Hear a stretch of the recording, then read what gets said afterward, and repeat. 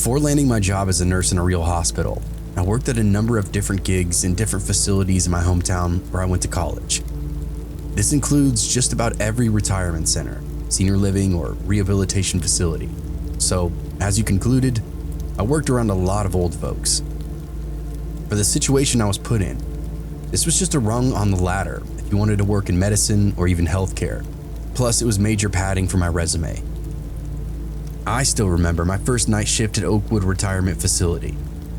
The nervous energy, the uncertainty, the fear of the unknown. I'd heard stories about night shifts, about how they could mess with your head, your body, and really your entire life. But I needed the job. I was willing to take the risk. And obviously, the creepy stories we all hear about night shift workers. The worst of the worst always seems to happen during these long overnighters. But because of the nature of my job and all the death that I see on a normal basis, I naturally hold beliefs about God, the afterlife, and with that comes beliefs in spirits and entities. You can call it whatever energy you want, but I was afraid of seeing ghosts down the hallways, sounds that shouldn't be there, that kind of thing. It was entirely in my head, but was there nonetheless. As I clocked in, my supervisor Lisa greeted me with this warm smile. "Hey, welcome to the night shift. You'll get used to it, I promise." She showed me around, introduced me to the other nurses and other CNAs. They all seemed pretty friendly, welcoming, and experienced. I felt a sense of relief thinking that I was in good hands. Lisa was really nice and reminded me of my mom or older sister. Just honest, kind, funny, making little jokes and stuff to make me feel comfortable. It was easy to fall right into place on my very first day, and because of that welcoming energy, I had to ask Lisa what was on my mind. "So, I got a question," I ventured. "Sure, what's up?" Lisa said. "Any stories about this place being haunted?" I asked. She gave me a funny look and said, "Why, do you want it to be?" I quickly shook my head no. She laughed and said, "Good. No Indian burial ground, no poltergeist, no ghosts in the lounge. This building isn't that old, and no one that I know of has ever even reported anything. We all talk, we're close-knit, and it's just not even on our radar." That is such a relief. I've never worked a night shift, and I have all these kind of crazy stuff in my head about what could happen or what I could see, I explained. "You must really take care of them before they go." Lisa shrugged and said, "Or maybe there's no such thing as ghosts. Come on, I'll show you where we take our breaks outside." The first few weeks were tough. My body struggled to adjust to that new schedule, and I found myself dozing off during my breaks. But as time went on, I started to get the hang of it. I learned how to stay awake, how to stay focused, and how to manage my time efficiently. I even started to enjoy the quiet hours, that peaceful atmosphere, the sense of accomplishment that came with making it through another night. 6 months in, I was a pro.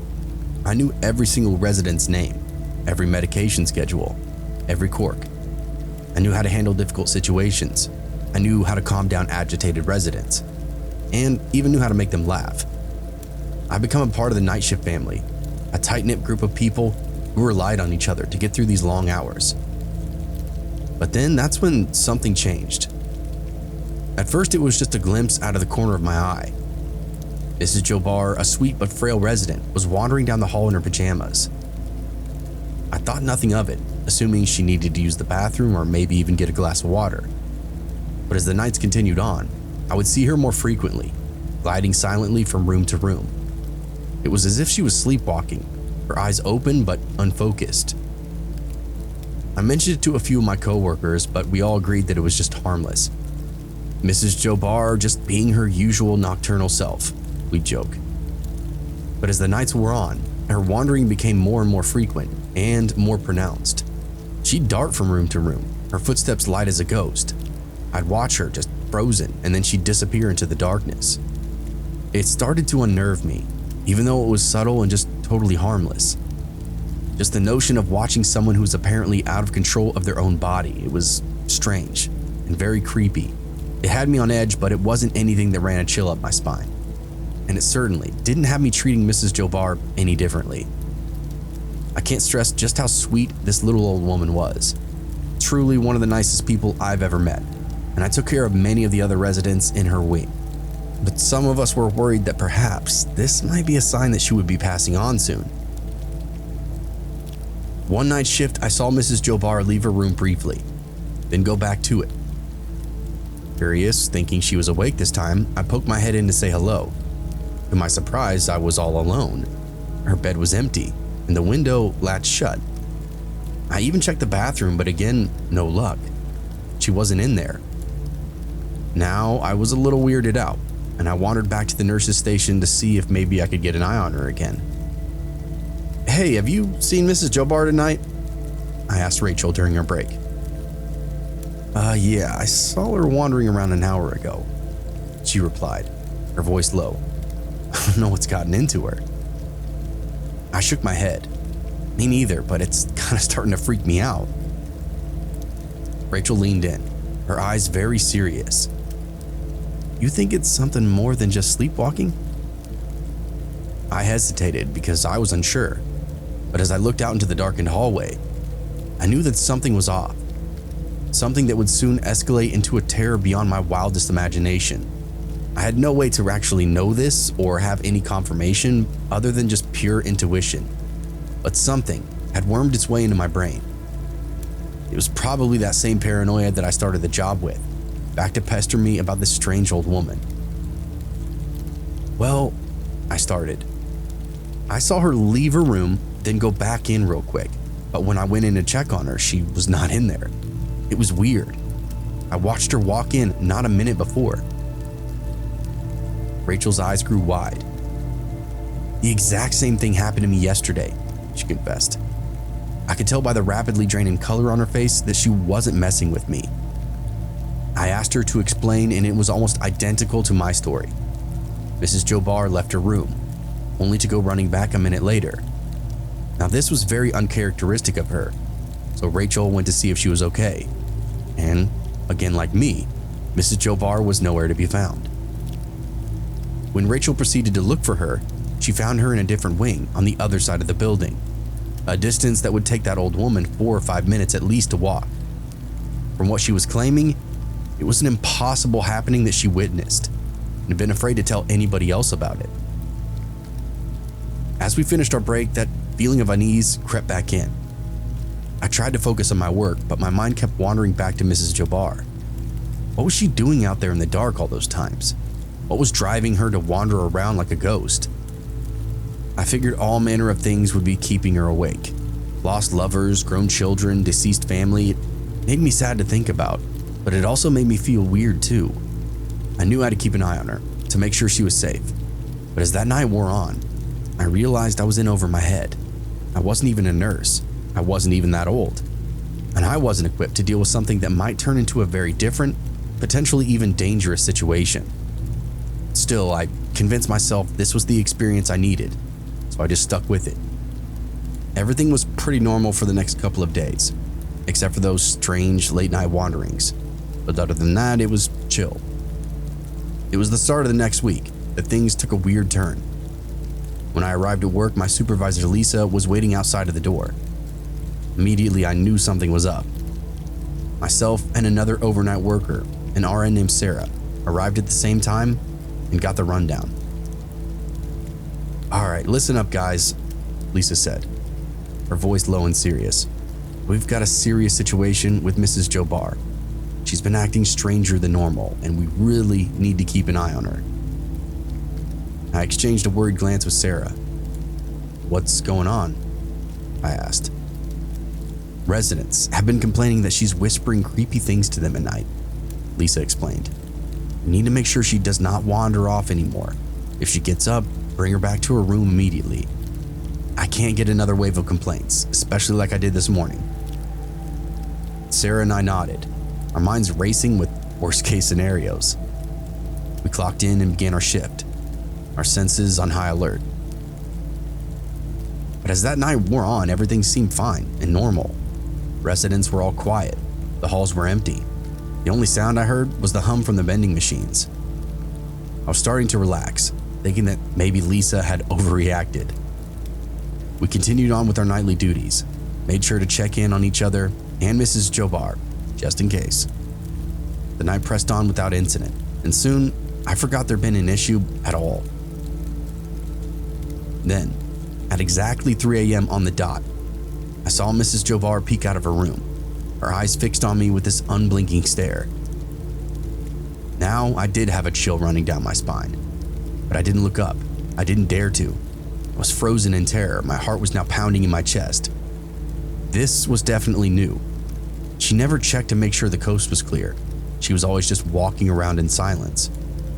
Her peeking out like that told me that maybe she was awake, taking care to make sure nobody was watching her. I don't know why, but I remember being absolutely scared to death as she looked at me. Before I could even react though, she just took off down the hall, her tiny feet pattering against the floor. I took a deep breath and tried to calm myself down, but my legs just felt like jelly. I knew I had to go after her, but I was scared, literally scared of the unknown. Her movements seemed faster than normal, and I found myself wondering if she was having some kind of bout of psychosis. Would she attack me? Could she attack another patient? I was starting to spiral. I forced myself to stand up and my eyes scanned the empty hallway. I called out for Sarah, but there was no answer. I was alone. Without any other option, I did a quick scan of what camera monitors we had access to and saw nothing. Then I decided to go find her.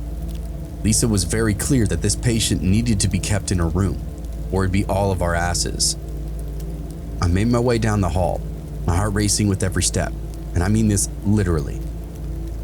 I couldn't find Mrs. Jobar anywhere. I searched every room, every corner, but she was just gone. I even went into other wings, the custodial closets, the lounge, the mess hall. This woman did not exist. I was just about ready to pop open the door and start checking the common grounds outside, the garden, or maybe even the parking lot, because she could not be inside this building. Finally, I returned to her room, my breath coming in these short gasps. And that's where I found her, sitting on the edge of her bed, her head twitching like a puppet on a string. I couldn't believe she was right here the whole time because, again, there was no way she could have snuck around me. I was on high alert. I was tearing up and down those hallways. There's no way she could have gotten by me. Still, I watched her head make that odd movement. Didn't know what to say. Mrs. Jobar, do you need help? I asked, trying to keep my voice steady. Her head snapped around, her eyes locking into mine with this unnatural movement. Margaret isn't here anymore, she declared, her voice low and menacing. Then she whirled back to face the window, went right back to twitching and making these creepy clicking sounds. This was all out of my worst nightmare. I bolted out of the room, my heart racing with fear. I found Sarah and dragged her back to Mrs. Jobar's room, my words tumbling out in this panicked rush, trying to explain everything that I just saw to her. She did her absolute best to calm me down, but nothing really mattered except for getting her to Jobar's room. Sarah's eyes widened as she took in the scene. So what? She asked. Not a single thing was now out of place, and when we looked at Mrs. Jobar, she was sleeping peacefully, her face serene and calm. It was as if nothing had just happened at all. I couldn't believe what I was seeing. She was so tucked in, it looked like she'd never even gotten out of bed, like I hallucinated the whole thing. Sarah was very cautious about what I was talking about, but when we went and found Rachel, I had her confirm everything that I was saying, so we were all on the same page. We all stuck together for the rest of that shift, our eyes scanning the halls for any sign of movement. But everything was quiet, unwavering silence. Still, we made sure to keep close to one another just in case anything more weird happened. One of us was always watching the doorway to Mrs. Jobar's room. When the morning crew arrived, we did our final checks.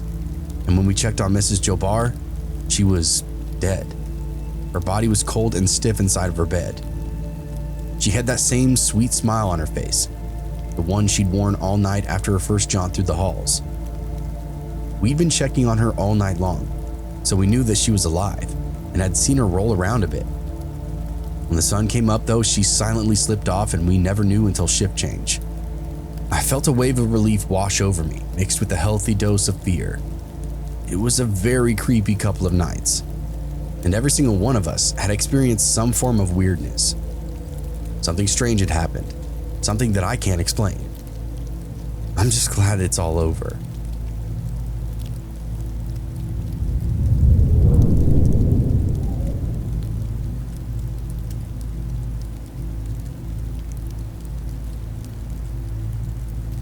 I'm a longtime Colorado resident, and about 15 years ago, I moved to a small outlier of a town called Grand Junction. Some of you will know it, but I suspect many have never heard of the name. It's quaint, mostly a blow-through town, and one that services the southwestern corner of the state. I fell in love with the place and called it my forever home. I worked at a mom and pop shop downtown in Grand Junction, where everybody knows everybody. Like any rural community, we have our seasons, and the rest of the year is a little quiet. It's the hustle and bustle of the locals, the thrum of the trains blowing through town. Time seems to slow down here a little bit, if you let it, almost like a place for a fairy tale. It's one of the reasons it was so easy for me to fall right into the place. Among the familiar faces, one stood out: Warren Barnes, the reading man. For as long as I can remember, Warren was a fixture in our community. His kindness, work ethic, and love for books made him a beloved figure. I'm not sure exactly how long he'd been living in Grand Junction, but I'd known Warren for as long as I can remember. It seemed like everyone on the block knew his name, knew his schedule, and everyone was very kind to him. Frankly, I'd never seen a homeless man generate such respect, but after having a few conversations with him, I quickly understood why.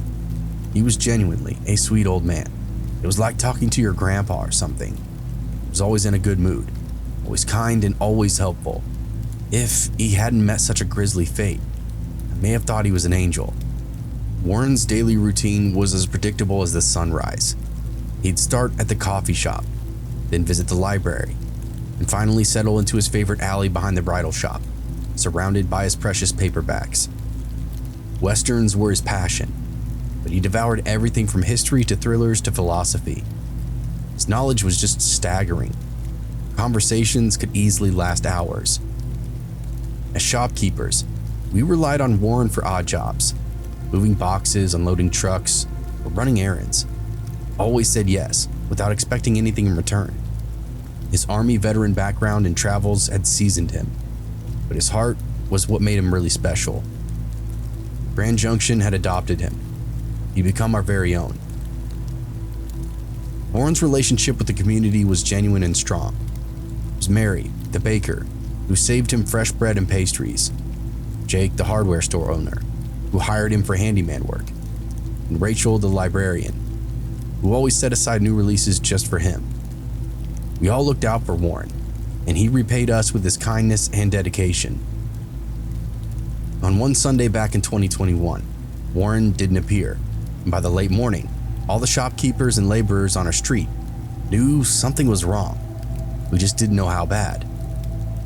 We all waited at first, but by midday, some of the other people that knew Warren a little better than I put in a call to the police department.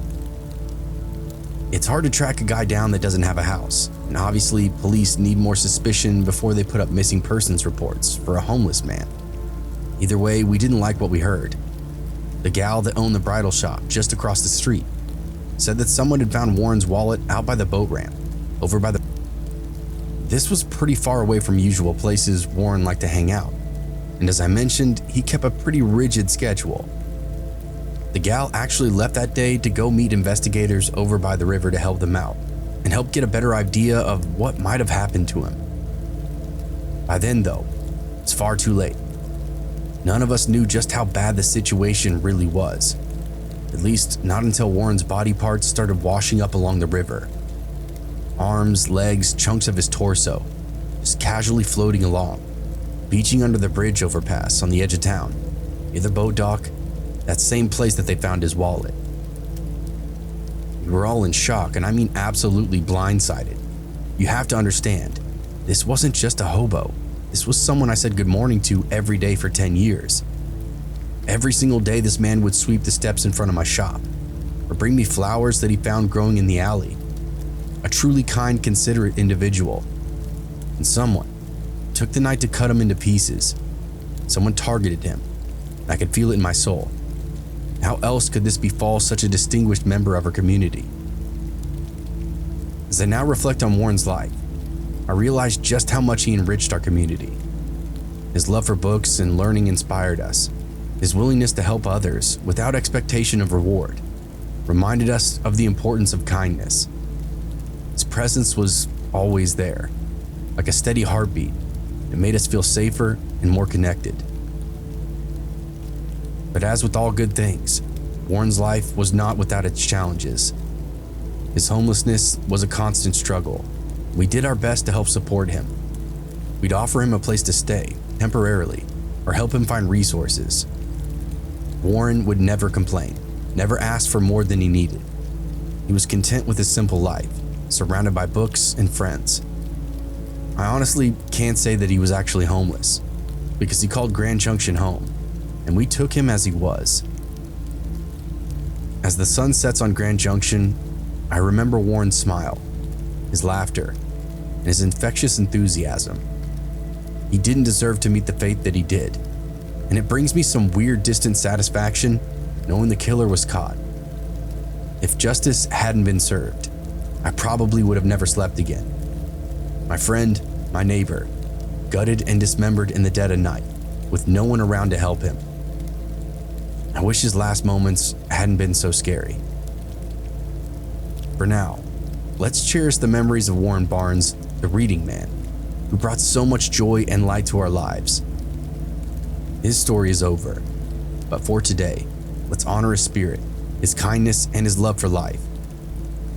Warren, we miss you every day. I lived in Grand Junction for a long time, and the crime that happened a couple of winters ago was one for the ages. Not a lot of stuff goes on here, and I'll admit the rate of crime in our city is a little higher than the rest of the state, but that's only because we're in a corridor community for neighboring states. Lots of drug trafficking throughout here, some robbery, breaking and entering, but not a lot of outright murder. That stuff sticks with us for a long time, usually till the next one happens. I myself am an old man, living alone on a quiet street. The Cohee house was just another familiar facade, but the son, Brian, was a different story. I noticed strange behavior from him. Sometimes I'd go outside and find him in his side yard, just staring off into space. It was weird, and the first time I saw it, I called his name to say hello. He didn't respond at all. He didn't look vacant or out of it, just deep in thought about something. I chalked it up to just an introverted young man, but over the next year or two, I'd catch him doing that pretty often, but never when anyone was around. This was something he'd do when he was all alone. Next came the animal abuse. I really only saw this happen once, but still, the kid would hurt dogs and cats in the community. I don't know if he was killing them, but again, when he thought no one was looking, he'd give them a fist or a boot, throw rocks at them, they were too far away. A couple of times, I'd go outside like I was taking out the trash, just to holler at him to knock it off or go home. He'd wave at me, act totally normal, like he wasn't just hitting a stranger's dog with a closed fist. When pressed about it, he just said he was having a bad day and didn't want the dog to attack him. Said it had bit him a few times in the past. I knew something was off, but I didn't really know what to do. I wasn't related to him. I didn't want to meddle. The other thing, it turned out, was that Brian was actually a pretty smart kid. For as weird and quirky as he was, he had his family and even some of the teachers at school pretty wrapped around his finger. He could lie like the best of them and would totally throw questioning adults off his trail. I believe the boy was autistic, or maybe just claimed to be, and one that Brian was keen to take advantage of. It almost made him charming in this weird, creepy way.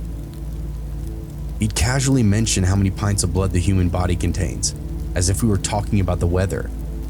He could talk himself out of almost any consequence, or even just basic chores. I'd watch him do it all the time with his parents, with adults in the neighborhood. Brian would look you dead in the eye and tell you the most logical line of shit that you've ever heard, and you'd believe it, because how could a special education boy be that cunning? Well, it turned out he was highly intelligent and very manipulative. One look at his mother's testimony will tell you all you need to know. Rumors started circulating around town. Other neighbors told me about Brian's disciplinary issues at school, bullying, even physical harm to his peers. I felt a sense of culpability, having witnessed his erratic behavior and not reporting it. Still, it's hard to inject yourself into business of somebody else's kids. I remember hearing a story from someone on our street who also has kids, who went to school with Brian. The kid was very mean-spirited.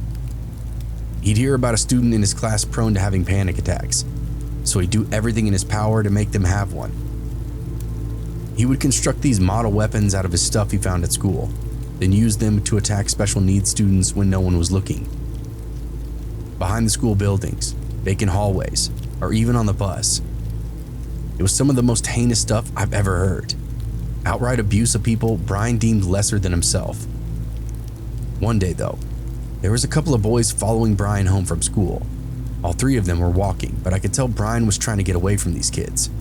I could see plain as day that they weren't friends of his. Brian made it back to his house, rushed inside and slammed the door behind him. The boys threw rocks at the door and called out, "Hey Dahmer, come out Dahmer, we just want to play, you fucking freak." When I asked the other neighbors about this, she confirmed it. Brian was known for getting picked on at school, so it was all a little give and take. Now I definitely felt weird for keeping tabs. This has all felt like pretty average high school antics. Hell, even when I was a boy, kids were goddamn mean to each other. It's always been the case. So I backed off. I quit observing. Just figured kids needed to be kids. Then the police start showing up at Cohee's house. At first, it was for a single vehicle incident at the boat ramp in the middle of the night. I saw Brian's parents driving off, returning later with their son. This was very late at night and or early in the morning. I don't remember which. I just recall the engine roar and headlights cutting through my front windows, which woke me. And then by the time I moved myself into the living room, they were coming back, Brian and his parents. The police visits continued, and I sensed something was amiss. I mean, what other evidence does a person need? The final nail came, so to speak, when a rumor started downtown about a homeless man that apparently went missing overnight. This was a person I didn't know personally, but he apparently kept a rigid schedule downtown, wherein he would assist different stores with different jobs. When the guy didn't show, everyone knew something was up and called the cops immediately. I didn't think anything about this at first, so I didn't have a reason to connect the two. I remember hearing strange noises from the Cohee residence one day. Muffled sobs or screams. Within an hour, the police arrived, and Brian was taken away. They briefly questioned him right there in the driveway. I could see him from my own living room, standing rigid, upright, like he usually did. Slowly going through the motions of discussion, but it looked forced, like he was uncomfortable maybe. It's hard to say. The truth hit me like a ton of bricks. The story coming out was that a wallet was found down by the boat ramp, Warren Barnes' wallet. And that was when I put two and two together, that Brian's car had been retrieved from the river by the police and a local tow company. That couldn't be a coincidence, right? Well, I learned later on the news that sobbing scream that I heard across the street was actually Brian's mother, discovering a very gruesome scene. In the back of Brian's closet, she found a plastic bin, the double-wrapped plastic bag beside it. The contents being one rotting human head and a pair of severed hands. Brian was a murderer, living just down the road from me.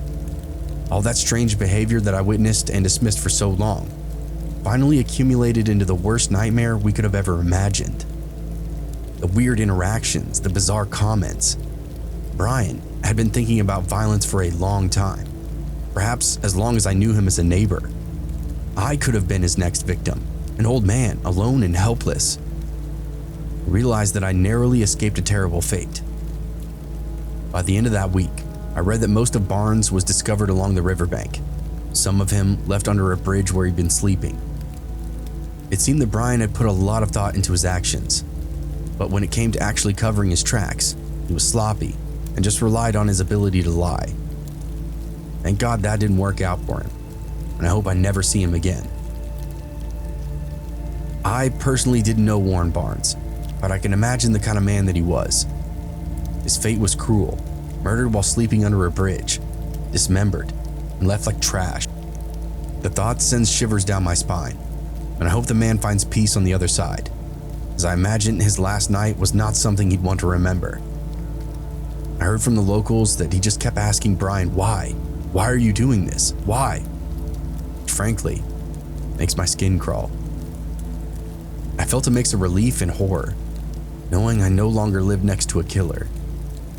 But the memory of Brian's strange behavior, his cryptic comments, and the gruesome fate of Warren Barnes will continue to haunt me. I left wondering how many other secrets lay hidden behind those closed doors.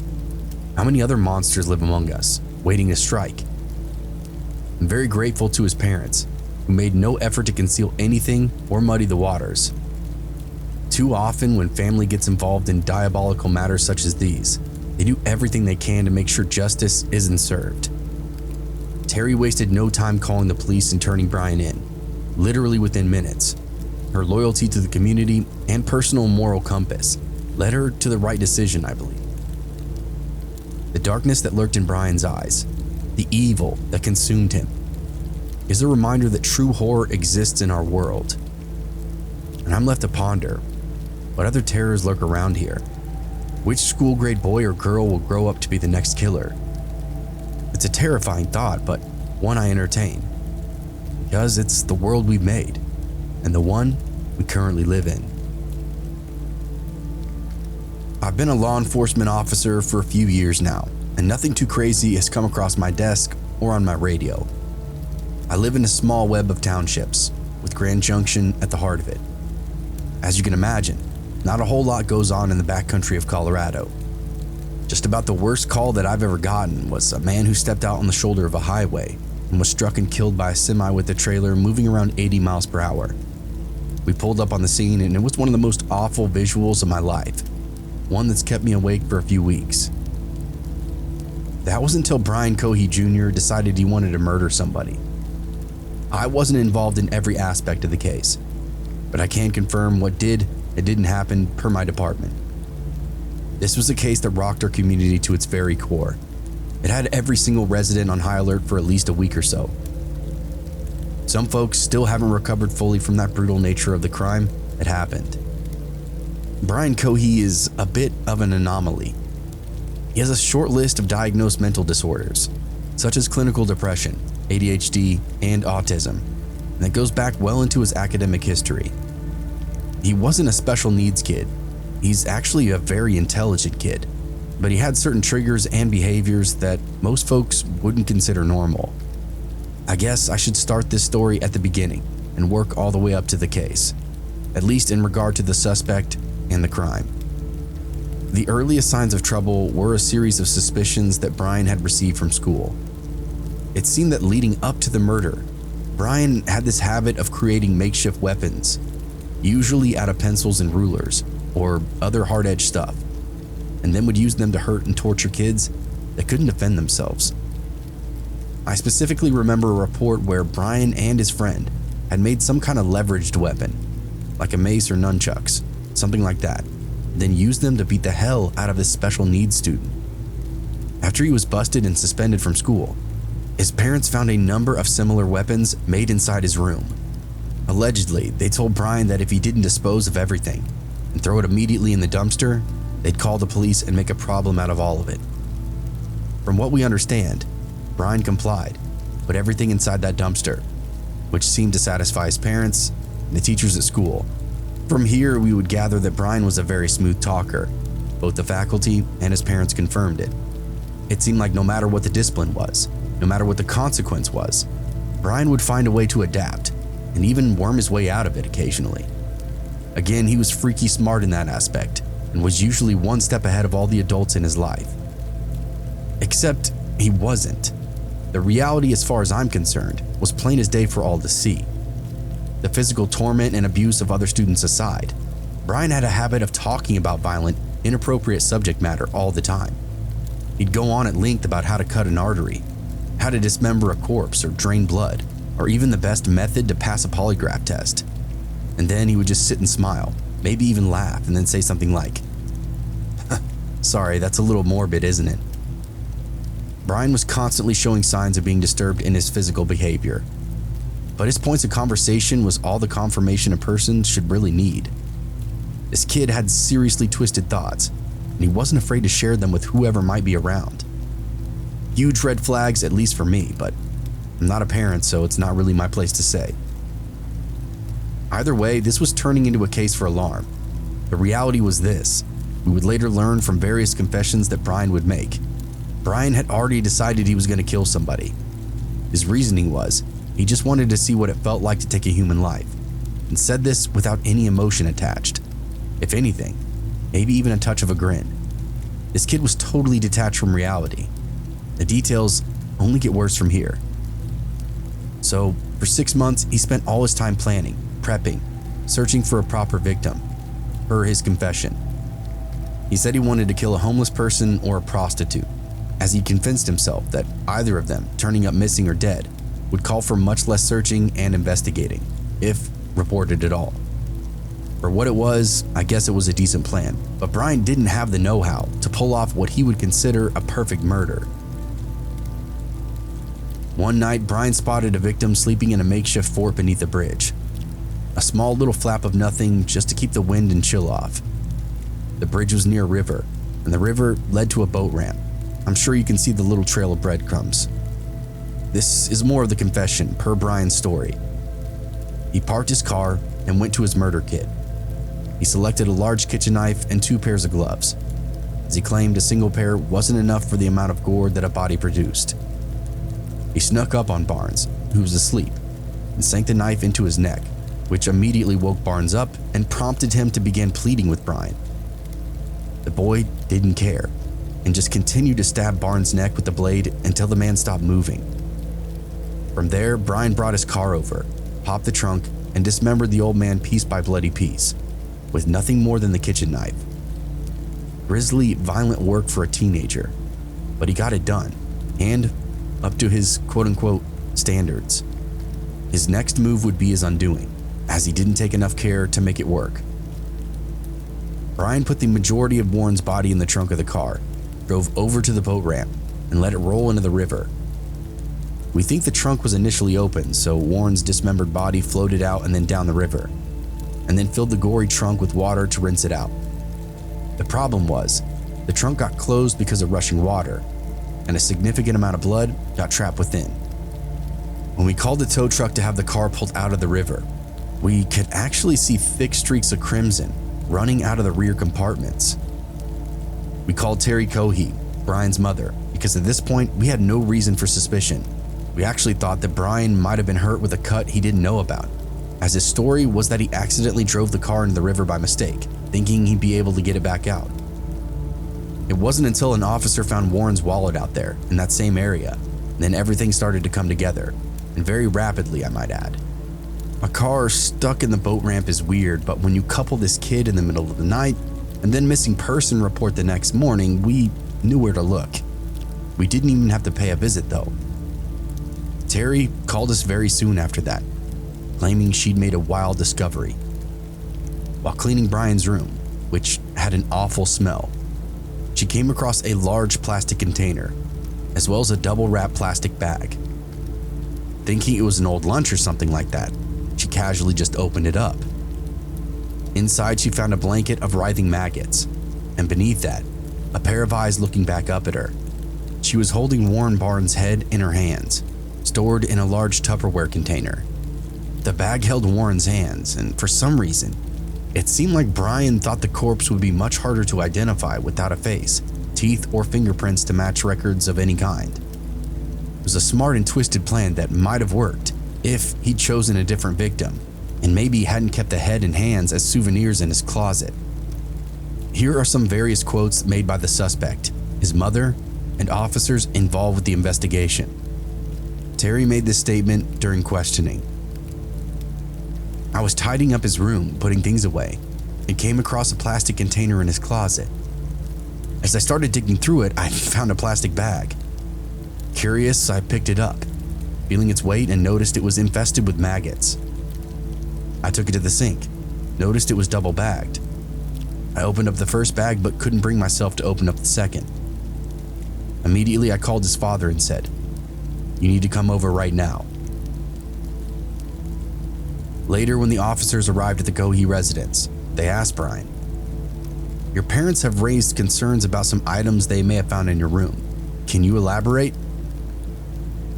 Brian went on to say, "Yes, I believe so. A human head and hands from the man that went missing. I killed him with a knife. I always wondered what it would feel like to commit murder." He went on at length about what he did and why he did it. It was the night of February 27th. It was a full moon, and I figured I could see so well, so why not try it out? I was in a bad state of mind at the time. I have a major depressive disorder. I was driving around and I saw a shape and I was like, "Oh, interesting." I'm like, "That's a homeless person." So I grabbed my knife. I put on 3 layers of gloves because plastic gloves can betray their users because they're so thin. I took the knife, pulled back the canvas, and stabbed his neck. At first he was in a state of panic, asking, "What are you doing? Why?" But I just continued stabbing his neck. While giving us the rundown, Brian seemed eager, almost excited to be recounting such gruesome details, even chuckling between descriptions. To this day, the responding officers, the investigators, the judge, none of us have ever seen anything like this, and I hope we never do again. His defense after the fact was insanity, but he'd already fucked that up for himself. You can't premeditate a murder for 6 months, think about how to avoid every consequence, and then just pretend you were crazy after that. He confessed far too much, leaned into his ability to explain things away too much, and dug a hole he couldn't get himself out of. The other nail in the coffin were the murder kits. Brian had an unbelievable amount of knowledge on how to kill and dispose of a person, and kept little bundles of supplies in his room and in his car. It showed clear intent that the court was not lenient on. Brian Cohee received a life sentence of the murder of Warren Barnes, guilty of first-degree murder and tampering with the body.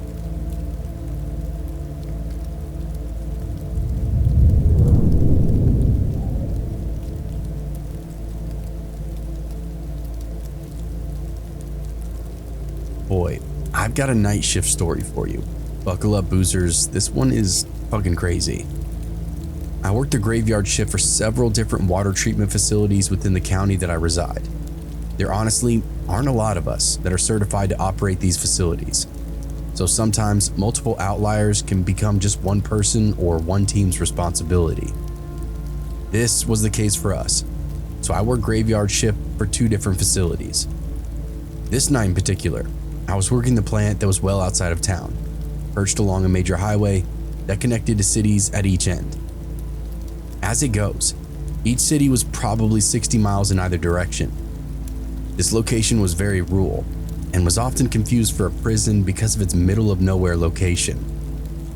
The water treatment plant loomed before me like a monolith, its steel and concrete walls gleaming in the moonlight.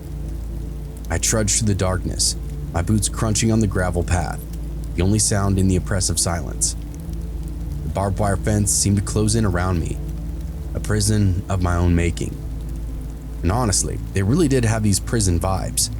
Lots of big spotlights aimed down at the perimeter, and a main building with big access doors on every side. The fully encompassing barbed wire fence was the icing on the cake, though it made the place look truly unapproachable and also contributed to the mess that I found myself in that night. You see, when I arrive at my job, I have to unlock the chain that keeps the gate shut, then lock it again behind me after I drive in. No one can come on the property without a key, so I had a habit of letting my guard down. That night and many nights before it, I rolled into the water treatment plant and made no effort to lock a single door behind me. Sometimes the work requires me to go in and out of the building, sometimes a lot, depending on the readings, and that kind of work needs to be done. So it's just easier to leave the access doors open. Again, we have a 10-foot barbed wire fence running the perimeter, lights and cameras all over. And even then, it's a water plant. There's nothing here to steal. No vault of cash, no bricks of gold. Locking doors never even crossed my mind, frankly. I was the sole guardian of this place, the graveyard shift my solitary domain. The tasks were routine, but the isolation was suffocating. I felt like a sentinel, standing watch over a fortress of water, waiting for the dawn to come. I didn't try to spook myself with unnecessary stuff, but in hindsight, I almost wish I had.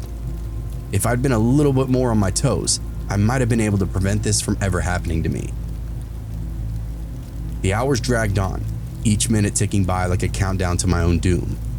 My senses grew dull, and my eyes scanning the shadows for movement. My ears straining to hear the slightest sound. Nothing. Nada. The night was mine. The water levels and gauges were all good. So it was the golden hour. I whipped out my Nintendo DS and started logging some screen time on whatever video game had my attention back then. Honestly, I have no idea how long I played for, at least an hour, because I remember glancing up at the clock and then being surprised. "Get on the ground!" was the next thing I heard. My heart froze, my muscles locked in terror. Immediately I complied, my eyes fixed on the figure emerging out from the darkness. He was a specter, a ghostly apparition in tattered clothes, his eyes wild and desperate. I couldn't believe this was happening, but he continued to usher me to the ground.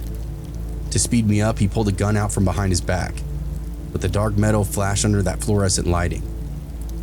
This was real. I don't know why and I don't know how, but I'm being robbed. I laid my face down and he came over, checked my pockets and told me to keep my nose to the floor. He had a very deep, booming voice, and the weight of his steps on that metal catwalk told me this guy had me by at least 60 pounds. It was big, so how the hell did he sneak in without me even knowing?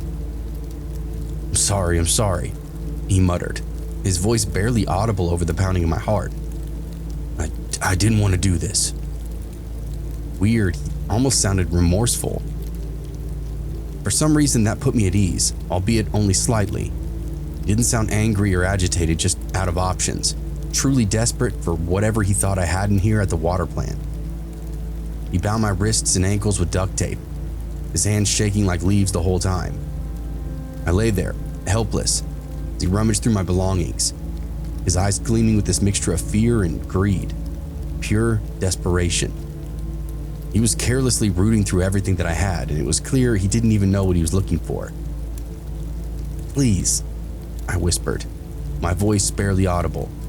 "Don't hurt me." He didn't respond, his eyes fixed on the gun in his hand. I watched it transfixed as he waved it around, his finger trembling on the trigger. The barrel itself wasn't trained on anything in particular, just sometimes the wall, sometimes my head. Searching every drawer, every bag, anything in sight, until he snatched it up and I heard that familiar jingle. Keys. Car keys specifically. I looked over and he was holding out my lanyard in his hands like this goddamn first place trophy, like a scene out of some kind of movie. It started to come together then. His disheveled appearance, the targeting of somewhere remote. This guy needed to get the hell out of town with a quickness. Hell, the guy wasn't even wearing shoes. I just noticed as I laid on the floor and waited to see if he was about to execute me. Then as suddenly as it begun, it was over. He apologized a few more times, saying he never wanted to do this to anyone and hoped I'd be able to forgive him. Little did he know I'd been working on that duct tape around my wrist. I was damn close to getting my hands free. He couldn't see this as I kind of rolled over to my side. I told him just go, I'd be fine. He drove off into the night, leaving me alone and helpless. I lay there with my mind racing until I finally managed to free myself. As I did so, I could hear the engine roll off to the gate and then idle for 10 minutes or so. He had gone through all the keys to find the right one to get him off the property. Sat there and just waited, just in case he got cold feet and came back or something. Nope. Next thing I heard was the clap of the truck door, the guy peeling off the property and then onto the highway. I yanked all the tape off that I could, both on wrist and ankle. Did a quick body check. I felt like my heart was slamming hard enough to have some kind of medical emergency. I'm not in particularly great shape, and I thought I could have a heart attack or an aneurysm or something. I stumbled to the phone, my hands shaking like leaves, and I dialed 911. My voice was barely audible, especially over the pounding of my heart. I let them know who I was, where I was, and what had just taken place. The dispatcher was sterile but told me that officers were en route, not to panic, and there would be someone there soon. Other than that, not a word. This was off-putting as I was really hoping for some advice or at least a little sympathy.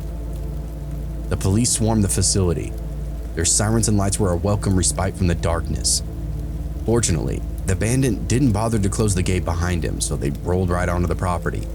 I waved them in through the access door and showed them where everything had just gone down. The room was torn apart from the guy's relentless search through everything. Papers, my personal property, all just kind of strewn about. The duct tape lay in a pile, a spot that I'd been subdued. I even pulled up the camera footage of the guy entering through the door, just before 3 a.m. They checked me for wounds and then took my statement. They were very thorough and took care to search everything in the facility, high and low, as not to miss anything that might lead to an arrest. They thought it was just as weird as I did to come rob a water treatment facility in the middle of the night, no less. They nodded their heads when I told them he took the truck. A getaway of some kind with a random vehicle, I guess, kind of made sense, but even then, where the hell did he come from? It's not like he left his own vehicle behind, not even a bicycle. A few officers hung out there with me until my relief came, at which point I was dismissed. Managers were notified. They gave me a couple of days. Lots of corporate stuff, very boring. I didn't get in trouble and I got a little time off out of it. They caught that guy later that same day. It turned out that he escaped from inmate custody in the next city over before getting booked. I don't really know the whole story of where he came from or why he was originally arrested, but like I mentioned earlier, the next city was like 55 miles away. This guy must have been walking for days and days through the wilderness along the highway, just hoping for something to come along. Sure enough, that water facility would have been like a beacon in the night for an escaped convict.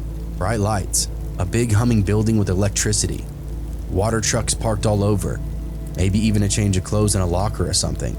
It would have been everything that guy was praying for. And my stupid ass didn't lock the doors.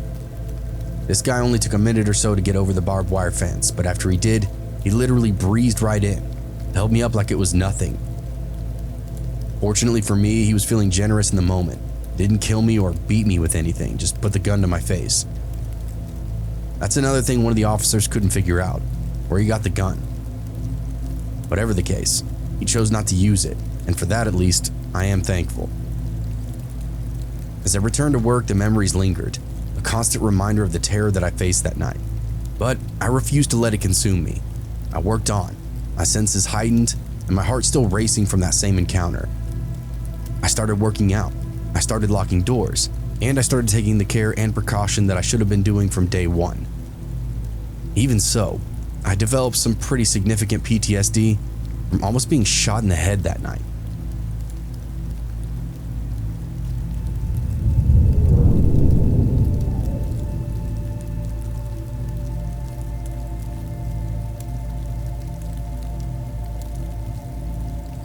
This is one of the worst things that's ever happened at my place of work, and definitely the scariest thing to ever happen to me. It was night. I truly felt like I was in danger and anything could have happened. I considered myself lucky for walking away from this night shift experience. I no longer do nights, but for years I did nights in residential care facilities. One of the spookiest was a sole charge dementia facility. 15 D3 residents and no one but me to keep an eye on all of them.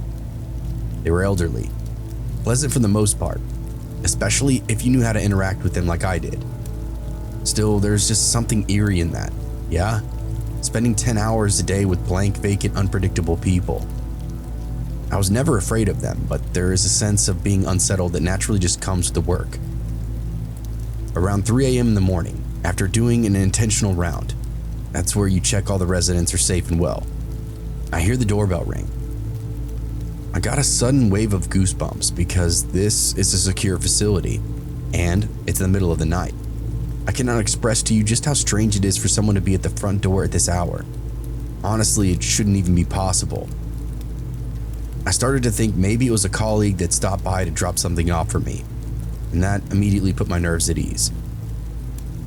I go and look out the window and there's nobody there. I blow it off as being some kind of hallucination because what else could it be?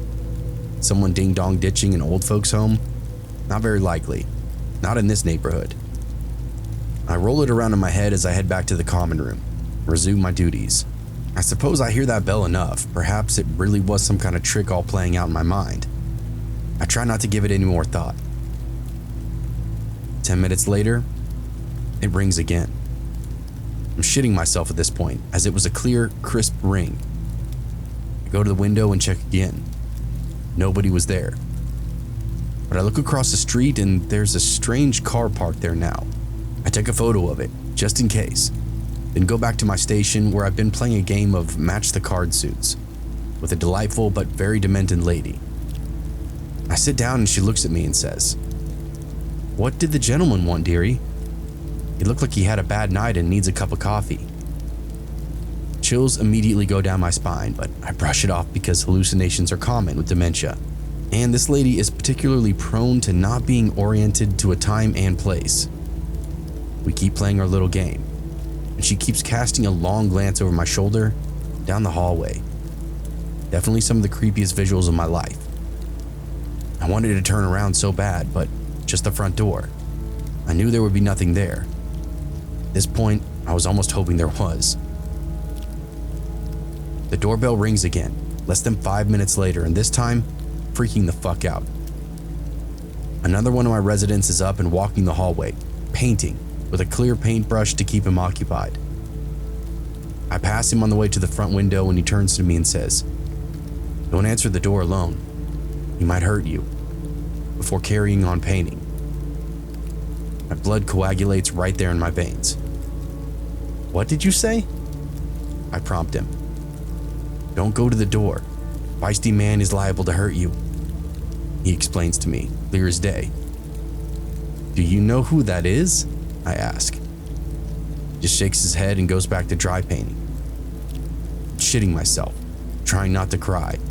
I don't know what to do. I'm a single 23-year-old female in charge of 15 people with varying stages of dementia, and the fucking doorbell keeps ringing in the middle of the night. And it's a weekend, so my on-call won't even answer the phone. She never does on the weekends. This is not up to the industry standards by any means, but what options do I have?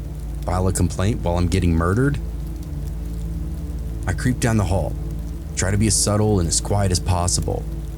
There are windows all over, so I'm trying not to give myself away as I get closer and closer to the front door. I look out the window and see that same car as before. And as I'm looking around, I see a shadow move in the front of the door, and a person walks over to the corner and then looks straight in the fucking window right next to me. We make eye contact. I scream. My residents start freaking out. I'm freaking out, and the guy just fucking bolts. I call the police and eventually they turn up. It's chaos because I have 15 residents who have all been woken up by the commotion. Now, I have 2 police officers in their space. My on-call isn't answering her phone, and I'm struggling to deal with this entire situation. Why was this man ringing the doorbell? Worse yet, why was he skulking around the side of the building? It was some kind of weird setup and I just couldn't figure out why. Who would want to target some old person with dementia? Eventually, after many cups of tea and 2 lots of PRN meds for those more challenging residents, we're mostly settled. It's now 7 a.m. and the handover shift arrives, a nurse and a caregiver. I'm beyond grateful to still be alive along with the others. I tell them what happened. They tell me there was a woman down the road whose house was broken into. She was attacked in her bed by a drug seeker, ransacked her house while looking for drugs. He came in through a window and jumped on top of her while she was sleeping. He tied her up and then flipped the place upside down. I have an internal meltdown because we have drugs in the cupboard and the med room. Good drugs too. Morphine, methadone, fentanyl, etc. I can't help but wonder if he was intentionally looking for us and just took the next best option. For a desperate drug addict, my place of work is a godsend. 15 people who don't know who they are, and 1 little girl keeping them all together. If he'd gotten it, it would have been a dream come true. Thank God it played out the way it did, and he never made it past the front gate. For reference, the facility was an old converted boarding house in a gentrified area, so lots of old doctors' houses in the area. Easy to mistake the home that I worked at for a regular house. But still, part of me thinks he knew what he was doing, that we were like the drug vault on the block, but he got cold feet when he saw someone in a uniform. I ended up leaving that job not long after the incident because they refused to hire a second person to work the nights, despite it being severely understaffed according to the best practice guidelines. Never again will I allow that to happen to me.